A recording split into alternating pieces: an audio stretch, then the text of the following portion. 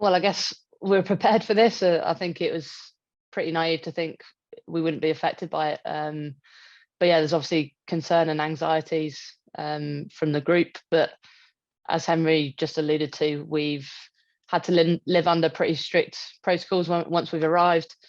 We've only been allowed to socialise outdoors for exactly this reason, to try and limit the spread. So yeah, it's going to be a nervous 24, 48 hours, but the PCR tests we've done already have all come back negative. So fingers crossed. And look, it was always going to be affected by COVID. We've already been affected by COVID in our preparations. We've had to safe live for 2 weeks in the UK from Christmas pretty much, just in order to get out here. And it's been a colossal effort from the players, from the staff, and from all the households of every single player as well, because obviously how prevalent Omicron variant has been in the UK, it's been very tricky and challenging to just get everyone out here. Yeah, look, it's not ideal, but often when you go on overseas tours, you haven't played outdoor cricket for a while, and you have to get up to speed very quickly.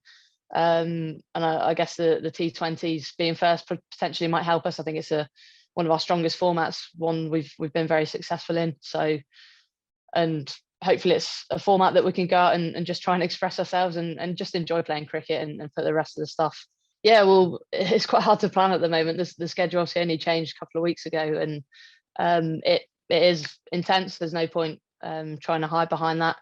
You've got the T20s, you've got 3 days before a test match. And obviously previously we thought the test match was going to be first, and we would have had a really good build up to that. And that's obviously changed now, and our focus has to be those T20s and trying to get ready for that. Obviously, there's challenges with changing the formats. You need to get the bowlers getting overs in to try and be ready for the test match. So that might mean during the T20s, preparation for certain players might be slightly different, or they might have to bowl a little bit more than they potentially normally would during a T20 series.